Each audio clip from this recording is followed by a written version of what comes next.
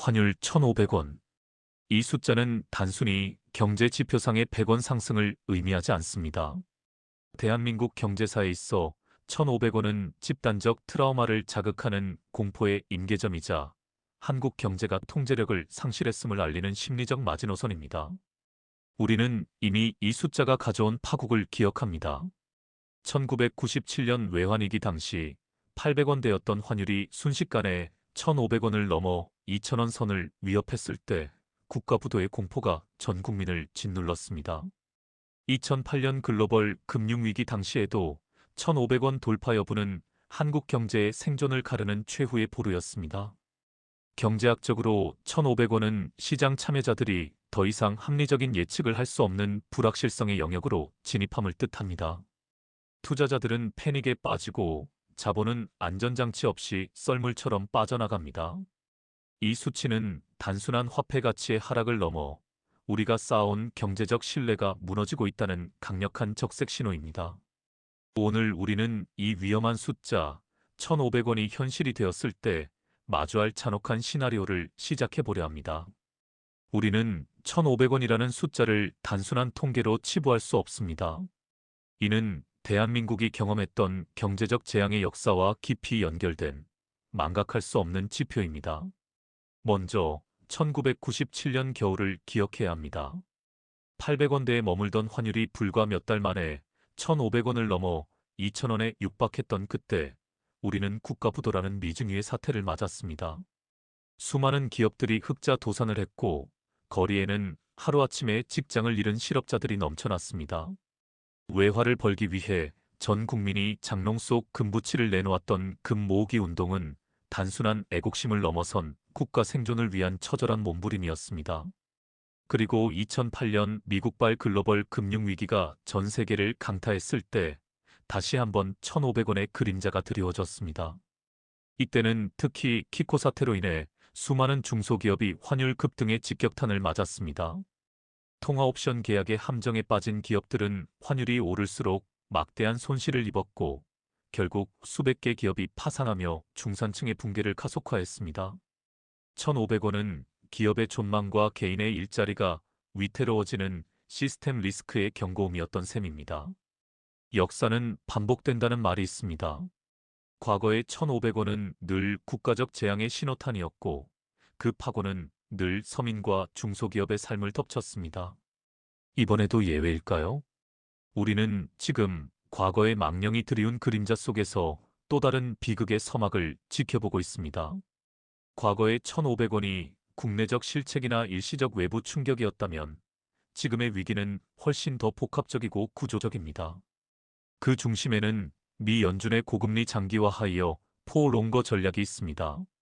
미국 경제가 예상보다 탄탄한 흐름을 보이자 강달러 현상은 꺾일 줄 모르고 전 세계 통화 가치를 빨아들이는 블랙홀이 되었습니다. 여기서 한국은행의 치명적인 딜레마가 시작됩니다. 자본 유출을 막으려면 우리도 금리를 올려야 하지만 세계 최고 수준의 가계부채라는 시한폭탄이 발목을 잡고 있습니다. 금리를 올리면 영끌족과 자영업자들이 무너지고 올리지 않으면 환율이 폭등하여 물가가 파괴되는 외통수에 걸린 셈입니다. 여기에 설상가상으로 지정학적 리스크가 불을 지핍니다.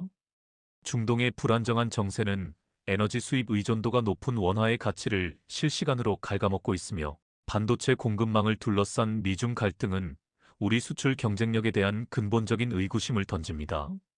즉, 지금의 1,500원 위협은 미국의 압도적 위상, 한국의 부채 구조, 그리고 요동치는 국제 정세가 맞물려 만들어낸 거대한 폭풍 퍼펙트 스톰의 전조입니다.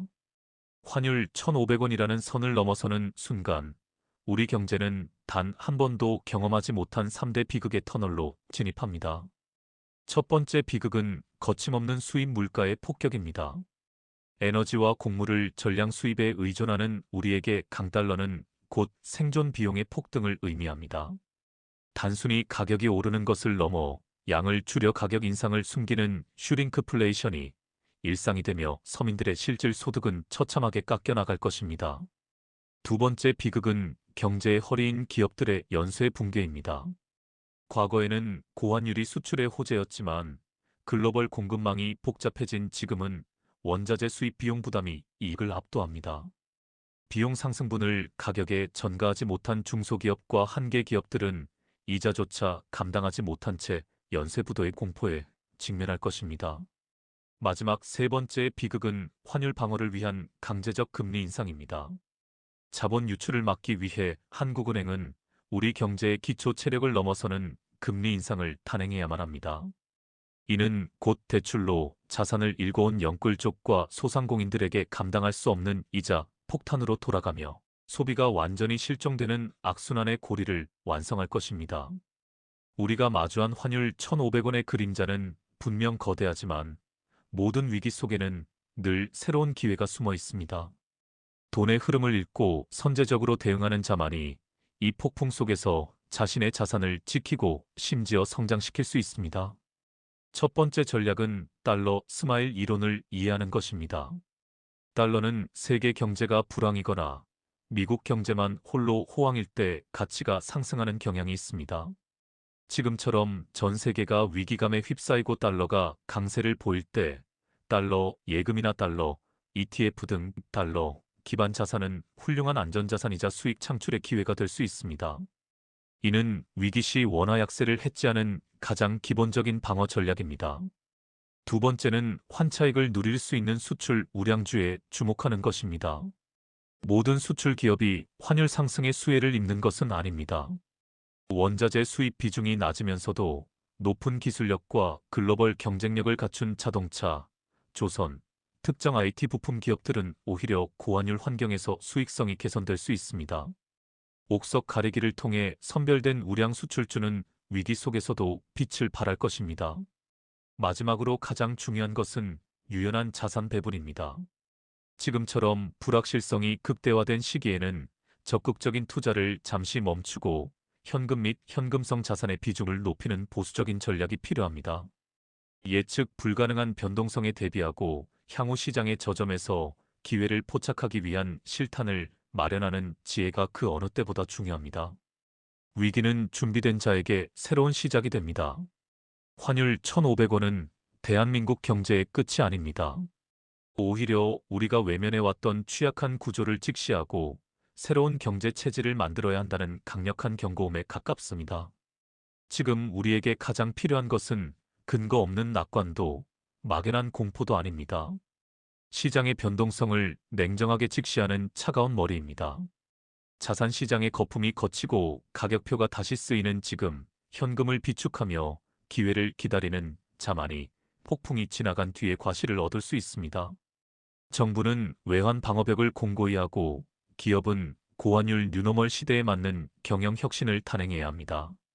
그리고 개인은 자신의 현금 흐름을 재점검하고 위기 속에서 저평가된 우량 자산을 선별하는 눈을 길러야 합니다. 1,500원은 누군가에게는 평생 쌓아온 공든 탑이 무너지는 소리일 수 있지만 준비된 자에게는 수십 년 만에 찾아온 V체편 기회가 될 것입니다. 비극의 서막 뒤에 숨겨진 기회의 문을 여는 것은 오직 여러분의 냉철한 판단력에 달려 있습니다. 1,500원은 끝이 아닙니다. 새로운 도약의 시작입니다.